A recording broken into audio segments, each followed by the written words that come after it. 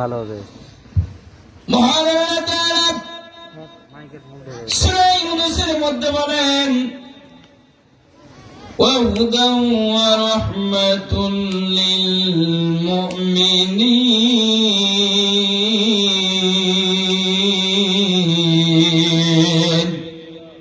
জবান করে বলেন আল্লাহু আকবার।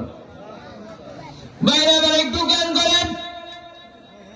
আল্লাহ রাব্বুল আলামিন বলেন মুমিন বান্দা বান্দীদের জন্য আমি আল্লাহ রাব্বুল আলামিন এই কোরআনটা হেদায়েতের গ্রন্থ হিসেবে নাযিল করেছি।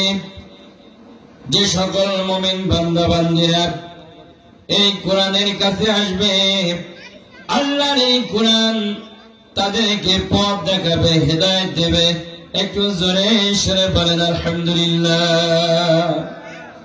আল্লাহ রাব্বুল আলামিন আরেক জায়গায় বলেন কুল বিফাদলিল্লাহি ওয়া বিরহমাতিহি ফাবিযালিকা ফালইফরাহু হুয়া খায়রুম মিম্মা ইয়াজমাউন।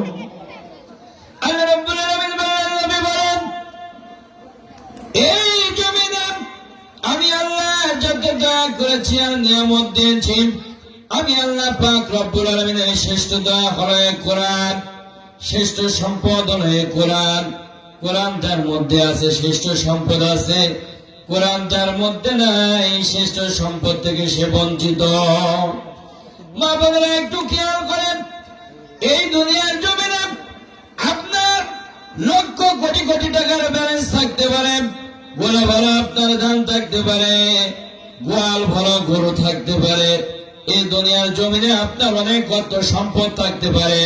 আল্লাহ রাব্বুল আলামিন সূরা ইউনূসের 58 নম্বর আয়াতে বলছেন, নবী বলেন এই পৃথিবীর জমিনে সর্বশ্রেষ্ঠ দামি নিয়ামত যেটা, সব থেকে দামি যেটা সম্পদ, সেই সম্পদ হচ্ছে কোরআন। আলহামদুলিল্লাহ বলবেন না?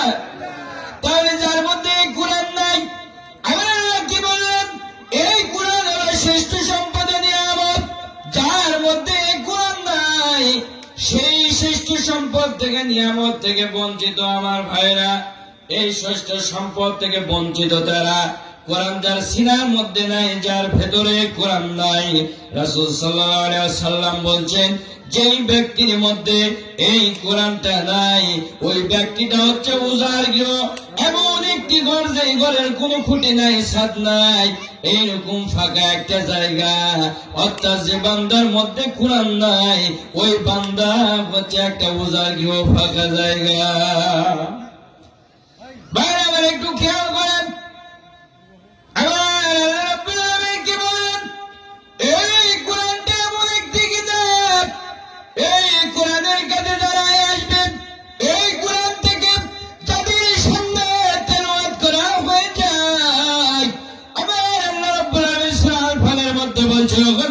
আপনি বলেন ওয়াইদা তুলিয়াত আলাইহিম আয়াতুহু যাদাতুহুম ঈমানা। আমার এই কোরআন থেকে যখন তেলাওয়াত করা হয়, আলোচনা করা হয়, আমার মুমিন বান্দা বান্দীরা যখন আমার এই কোরআন থেকে তেলাওয়াত শুনে, বসে বসে ওরা আলোচনাগুলো শুনে, আমি আল্লাহ পাক তাদের মধ্যে যে পরিমাণে ঈমান আছে, ওই ঈমানটা বহু গুণে বাড়ায় দিই। সুবহানাল্লাহ বলবেন না? তাহলে সে কোরআন থেকে আমরা শুনতে এসেছি নাকি বলছেন? সবাই বলি লিল্লাহি তাকবীর। তাহলে ভাইরা আমার, যার মধ্যে ঈমান নাই, এই কোরআন তেলাওয়াত হয়ে গেলে ওই শয়তান এটা বেড়ে যায়। আর যার মধ্যে ঈমান আছে, আল্লাহ পাক রব্বুল আলামিন নবীর উপর আয়াত নাযিল করে বলছেন, ওগো নবীজি কি বলেন? ওয়াইদা তুলিয়াত আলাইহিম আয়াতুহু যাদাতুহুম ঈমানা। মুমিন বান্দা বান্দীদের সামনে কোরআন তেলাওয়াত করলে ঈমানটা বৃদ্ধি পেয়ে যায়। তাহলে খেয়াল করুন আমার ভাইরা, ঈমান যদি একবার বৃদ্ধি পেয়ে যায়, এই ঈমানটা যদি আমার আপনার বৃদ্ধি পেয়ে যায়, আল্লাহ ছাড়া ওই বান্দার বান্দা বান্দিকার উপরে ভরসা করে না। ঈমানটা বৃদ্ধি পেয়ে গেলে ওই ব্যক্তিটা তার রবের প্রতি ভরসা করে। বাইরে আমার তাহলে যে আয়াত তিলাওয়াত করেছি একটু ভালো করে শুনেন। সময়ের জন্য সংক্ষিপ্ত ভাবে আলোচনা হচ্ছে। আমার মা বোনেরা কান করেন, আমার ভাইরা কান করেন। আল্লাহ রাব্বুল আলামিন নবীর উপর আয়াত নাযিল করছে কি, ওয়ামিনাল নাসি মান ইয়াকুলু আমান্না বিল্লাহি ওয়া বিল ইয়াউমিল আখির ওয়া মা হুম বিমুমিনিন। জবান খুলে বলেন আল্লাহু আকবার। এটা কার কথা আমার ভাইরা? সূরা বাকারার শুরুতে আল্লাহ পাক আয়াত নাযিল করে বলছেন, ওগো নবীজি আমার ভাইরা মা বোনেরা কান লাগান। আল্লাহ পাক রব্বুল আলামিন বিশ্ব নবীজির উপর আয়াত নাযিল করে বলছে, ওগো নবীজি আপনার সামনে যারা বসে আছে এরা কিন্তু সবাই ঈমানদার নয়। আমার রব্বুল আলামিন আয়াত নাযিল করেন, ভাইরা আমার একটু কান করে খেয়াল করেন।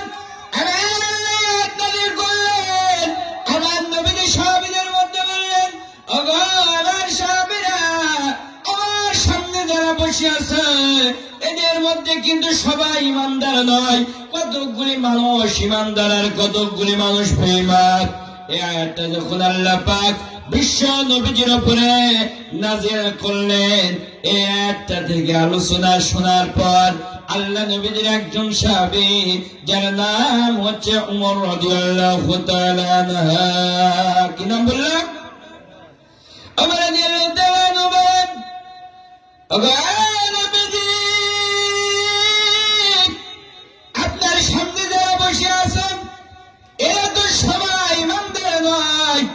এই ঘটনা আল্লাহ পাক আপনার উপরে আয়াত নাযিল করে জানিয়ে দিয়েছেন। ওগো নবীজি তাইলে কারা ঈমানদার নয়? বাইরে আমার মা বোনেরা কান করেন। আল্লাহ পাক রব্বুল আলামিন জানিয়ে দিচ্ছেন। ওমর রাদিয়াল্লাহু তাআলা প্রশ্ন করলেন, ওগো নবীজি আপনার সামনে যারা বসে আছেন আল্লাহ বললেন এরা সবাই ঈমানদার নয়, এরা কারা? ওমর রাদিয়াল্লাহু তাআলা একবার প্রশ্ন করলেন, আল্লাহ রাসূল কোনো উত্তর দিলেন না। দ্বিতীয়বার আবার প্রশ্ন করলেন, ওগো নবীজি এরা কারা? দ্বিতীয়বার আল্লাহ নবী উত্তর করলেন না। তৃতীয়বার ওমর রাদিয়াল্লাহু তাআলা প্রশ্ন করলেন, ওগো নবীজি এরা কারা? আল্লাহ নবীজি কোন উত্তর করলেন না। এই জন্য আল্লাহ নবীজি উত্তর করলেন না, কারণ আল্লাহ নবীর উপরে আল্লাহ পাক তখন কোন আয়াত নাযিল করেন নাই। এই জন্য আল্লাহ তাআলা কোন উত্তর করলেন না। প্রশ্নটা কি করলো আমার ভাইরা? আল্লাহ পাক 10 জন ব্যক্তিকে জান্নাতের সার্টিফিকেট দুনিয়াতে দিয়েছিলেন, তার মধ্যে ওমর একজন। ওমর রাদিয়াল্লাহু তাআলা আল্লাহ নবীজিকে বললেন, নবীজি কারা? আমার ভাইরা বাবারা একটু কান করেন। এই সাহাবী আল্লাহ জান্নাতের টিকিট পাওয়া সাহাবী। এই সাহাবী আতঙ্কিত ভয় ভিতরে, না জানি আল্লাহ মুনাফিকের মধ্যে আমার নামটি দিয়েছে নাকি এমন ভয় আল্লাহ পাক রব্বুল আলামিনের নবীজিকে এই প্রশ্নটা করলেন। আমার ভাইরা এই উমরের বিষয়ে একটু খেয়াল করেন, কান লাগান। এই সাহাবীটা কত দামি সাহাবী। আমার ভাইরা তার একটি জীবনী শুনে যান। আল্লাহ নবীজির কাছে একবার জিবরাইল এসে বললেন, ওগো নবীজি আপনার কাছে একটু ওমরের বিষয়ে প্রশংসা করতে চাই। আল্লাহ নবীজি বলছে, জিবরাইল তুমি বলো। জিবরাইল বললেন, ওগো নবীজি কতক্ষণ ওমরের প্রশংসা করব? আল্লাহ রাসূল সাল্লাল্লাহু আলাইহি ওয়াসাল্লাম বলছেন, জিবরাইল তুমি 1 ঘন্টা প্রশংসা করো। জিবরাইল বলছে, ওগো নবীজি 1 ঘন্টা সময় দিলেও ওমরের প্রশংসা করে শেষ হবে না। আল্লাহ নবীজি বলছে, ওগো জিবরাইল তাহলে তুমি একদিন করো। জিবরাইল বলছে, ওগো নবীজি একদিন করলে ওমরের প্রশংসা আদায় করে শেষ করা যাবে না। আল্লাহর নবীজি বলছে, ওগো জিব্রাইল, 1 মাস ধরে প্রশংসা করো। জিব্রাইল আলাইহিস সালাম বলছেন, 1 মাস ধরে প্রশংসা আদায় করলেও প্রশংসা আদায় করা যাবে না। আল্লাহর নবীজি বলছে, জিব্রাইল 1 বছর ধরে করো।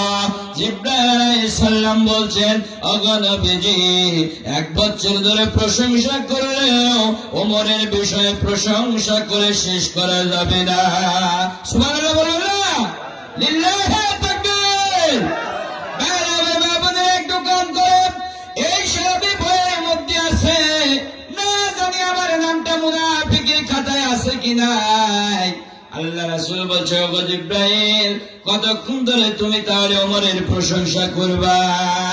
আল্লাহ রাসূলকে জিব্রাইল ফেরেশতা ডাক দিয়ে বলছে, ওগো নবীজি, নূহ আলাইহিস সালামকে মহান আল্লাহ 950 বছর যে সময় দিয়েছিলেন, যে হায়াতটা দিয়েছিলেন, ওইটুক সময় যদি আপনি নবীজি আমি জিব্রাইলকে দিতেন, আমি জিব্রাইল ওমরের বিষয়ে প্রশংসা আদায় করে একটু হক আদায় করে যেত। সুবহানাল্লাহ বলেন না ভাই? আমার মনে না করলে একটু কথা, কিয়ামতের ময়দানে কিন্তু প্রত্যেকটা জায়গা সাক্ষী দিবে। ইয়াউমা তুহাদ্দিসু আখবারাহা। আপনারা যে যে জায়গায় বসে আছেন, যদি একটু নাড়াচাড়া সামনের দিকে আসতে, তাহলে পরে বেশি ভালো হতো। একটু জিকির করে আসি, লা ইলাহা ইল্লাল্লাহ, লা ইলাহা ইল্লাল্লাহ। আসেন ভাই, একটু লড়েন। আল্লাহ মাবুদ, প্রভু আমাদের, রাসূলি আরবের নেতা আমাদের, কোরআন আদেশ পাঠ আমাদের, কণ্ঠে মোদের কালিমা লা ইলাহা ইল্লাল্লাহ। বলেন, লা ইলাহা ইল্লাল্লাহ। আমরাই গর্ব ইসলামের রাজ, নীতি ভরত নতুন সমাজ। আমরাই গর্ব কোরআনের রাজ, নীতি ভরত নতুন সমাজ। কথা বলেন ঠিক কিনা? কোরআনের জন্য মোরা লড়ে যাই, শক্তি যোগায় কালিমা লা ইলাহা ইল্লাল্লাহ, লা ইলাহা ইল্লাল্লাহ মুহাম্মাদুর রাসূলুল্লাহ সাল্লাল্লাহু আলাইহি ওয়াসাল্লাম। বলেন, লিল্লাহি তাকবীর। তাহলে একটু মনোযোগ দেন।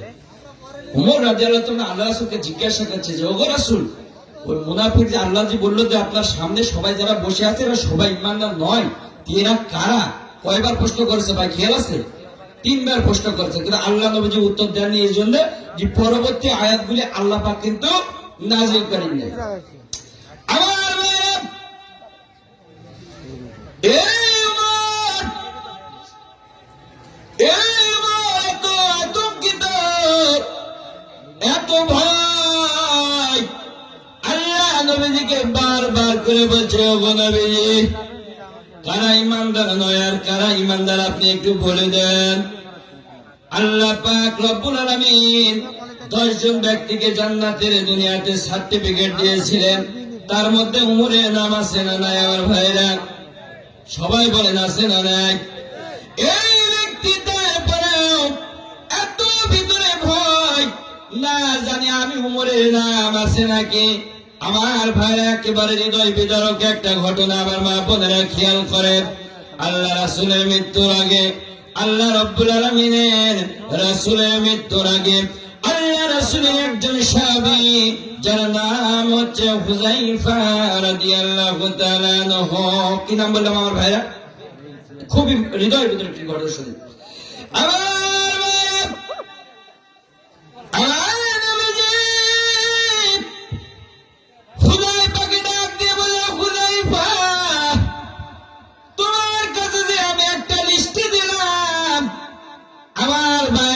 কান করেন আমার মা বোনেরা, কান করেন।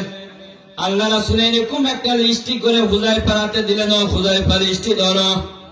আর এই লিস্টিটা হুযায়ফা রাদিয়াল্লাহু তাআলা আল্লাহ নবীজিকে বলছে, ও গো নবীজি, এই লিস্টিটা কিসের লিস্টে? আল্লাহ রাসূল বললেন, ও গো হুযায়ফা, আমি তোমাকে যে লিস্ট একটা দিয়েছি, এই লিস্টের মধ্যে মুনাফিকদের তালিকা করে দেওয়া আছে। অমুক গ্রামের কে মুনাফিক, অমুক অঞ্চলের কে মুনাফিক, এই মুনাফিকের লিস্টে তোমার হাতে তুলে দিলাম। আল্লাহ নবী বললেন, হুযায়ফা, এই লিস্টে তুমি ব্যতীত দুনিয়ার আর কোনো মানুষ জানবে না। এই লিস্টটা তোমার হাতে তুলে দিলাম। আল্লাহ নবীজির সাহাবী ওমর রাদিয়াল্লাহু তাআলা এই খবরটি পেলেন। এই খবরটি পাওয়ার পরে গভীর রাত্রে হুযায়ফার বাড়িতে যেয়ে বললেন, ওগো হুযায়ফা, আল্লাহ রাসূল যে তোমাকে যে লিস্ট দিয়েছে, মুনাফিকের একটা লিস্ট খবর পেয়েছি। ওই লিস্টটা তুমি একটা নজর আমারে দেখাবা, একটা নজর দেখে আমি চলে যাব। আর এই লিস্টের ব্যাপারে দ্বিতীয় আর কোনো ব্যক্তি জানবে না। তুমি যদি আমার লিস্টটা দেখাও, ওরে হুযায়ফা, আমি শিওর হয়ে যাব আমি উমরের নাম ওই লিস্টের মধ্যে আছে না নাই। যেহেতু আয়াতটা নাযিল হচ্ছে নবীদের উপরে, আর উমর রাদিয়াল্লাহু তাআলা একটু তাড়াহুড়া করেছেন যে আল্লাহ রাসূল কে মুনাফিক, আপনি নাম বলে দিলে ভালো হয়। এই আয়াতটা পরে আল্লাহ নাযিল করবে। একটু সময় এই কথাগুলি আসবে আমার ভাইরা, একটু খুবই মনোযোগ দিয়ে শুনতে হবে।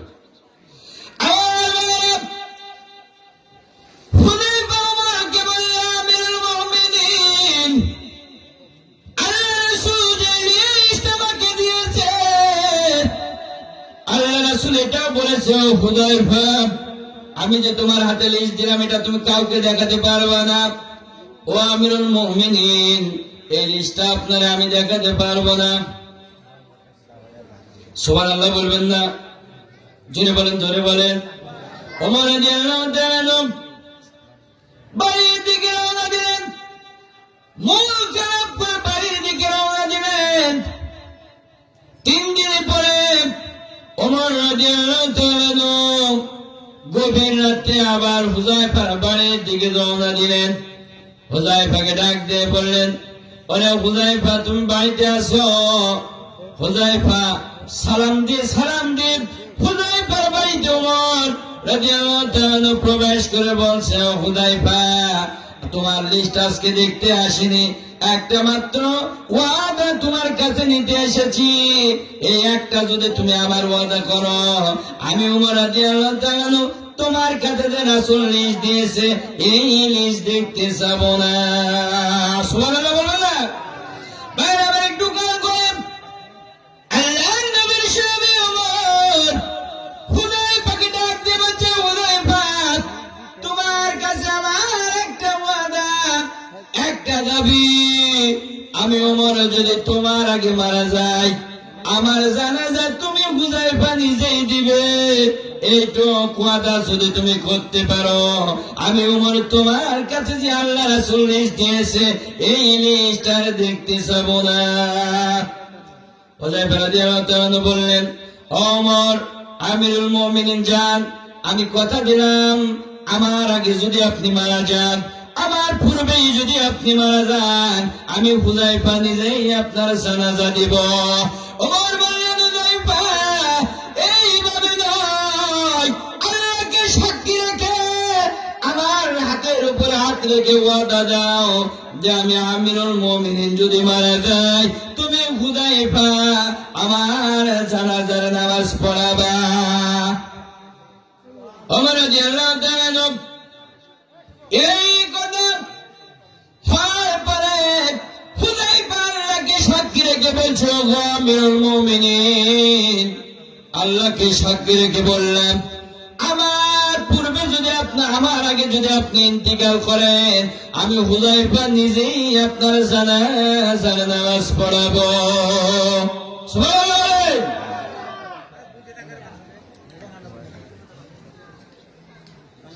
আমার ভাইরা একটু খেয়াল করেন, এই খবর পাওয়ার পরে ওমর মুস্কি হাসি দিয়ে বাড়ির দিকে রওনা দিলেন। একবার বলেন আলহামদুলিল্লাহ।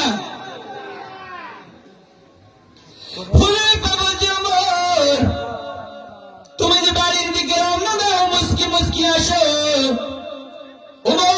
রাদিয়াল্লাহু তাআলা বলছে, হুযায়ফা, আমি যে লিস্টের জন্য তোমার কাছে এসেছিলাম, আমি শিওর হয়ে গেছি, নিশ্চিত হয়ে গেছি, আমি উমরের নাম ওই মুনাফিকের খাতার মধ্যে নাই। সুবহানাল্লাহ বলেন।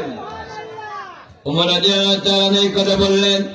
আল্লাহ নবীজি সাহাবী হুযায়ফা বললেন, ওগো আমিরুল মুমিনিন, এটা কিভাবে?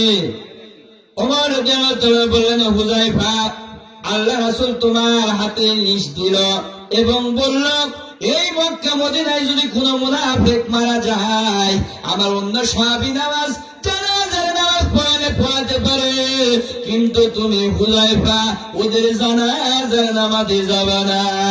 তুমি যে আমার এই জানাজার নামাজের কথা আল্লাহকে সাক্ষী রেখে ওয়াদা করলে আমার কাছে, আর আল্লাহ রাসূল বলেছে হুযায়ফা মুনাফিকের জানাজার নামাজে যাবে না, এই যে তুমি আমার কাছে ওয়াদা করেছো, আমি উমর নিশ্চিত হয়ে গেছি, ওই লিস্টের মধ্যে আমি উমরের নাম নাই। বলেন সুবহানাল্লাহ। এই উমর রাদিয়াল্লাহু তাআলা আল্লাহ নবীকে প্রশ্ন করলেন একবার, ও নবীজি এরা কারা? নবীজি বললেন না। এরা কারা বললেন না, এরা কারা বললেন না। এই বিষয় নিয়ে বড় চিন্তিত, পেরেশানিত।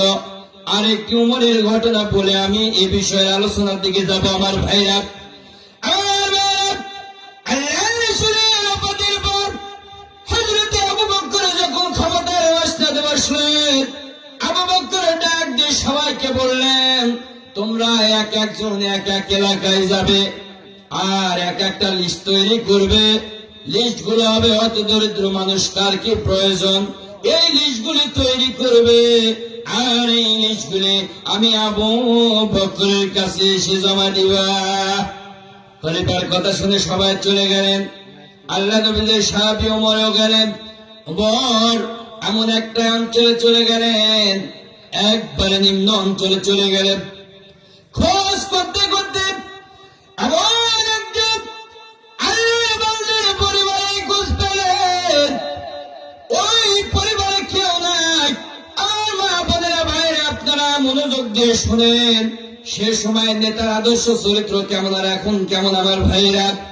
এই উমর রাদিয়াল্লাহু তাআলা ওই বাড়িতে যে দেখলেন একজন মাত্র বৃদ্ধ মানুষ, ওই বৃদ্ধ মানুষ ব্যতীত ওই বাড়িতে আর কেউ নাই। ওমর গেলেন, সালাম দিয়ে বাড়ির মধ্যে প্রবেশ করলেন, ডাক দিয়ে বলল, বৃদ্ধ বুড়িমা, আপনার বাড়িতে কি কোনো কাজের লোক লাগবে, কামলা লাগবে? সুবহানাল্লাহ বলবেন না? এমন একজন মন্ত্রী, পরিষদের মন্ত্রী, সেই এদিকে গিয়ে ওই বৃদ্ধ বুড়িমার কাছে বলছে, ওগো মা, আপনার বাড়ি থেকে কোনো কাজের লোক লাগবে, কামের লোক লাগবে? ওই বৃদ্ধ বুড়িমা বললেন, বাবারে, কে তুমি? চিনি না, তোমাকে জানি না, তবে দুইটা মাত্র আমার কাজ করলেই হয়ে যাবে। এক নম্বরের কাজ হলো ঝাড়ু দিয়ে আমার বাড়িটা পরিষ্কার করা, আর দুই নম্বর কাজ হলো ওই যে একটা কলস আছে, ওই কলস ভর্তি পানি আনলে, এই দুইটি কাজ করলে আমার বাড়ির কাজ হয়ে যাবে। এ কাজের তথ্য পেয়ে গেলেন, আবু বকরকে বললেন এবং বললেন, ও আবু বকর রাদিয়াল্লাহু তাআলা, আমি কি চাই, কাজের দায়িত্ব নিজে হাতে নিতে চাই। এই বলে তিনি নিজেই দায়িত্ব নিলেন। হযরত ওমর রাদিয়াল্লাহু তাআলা তিনি কি করলেন, ফজরের নামাজের পর ওমর রাদিয়াল্লাহু তাআলা ওই বৃদ্ধ মার বাড়িতে, আমার মা বোনেরা একটু খেয়াল করেন, ভাইরা খেয়াল করেন।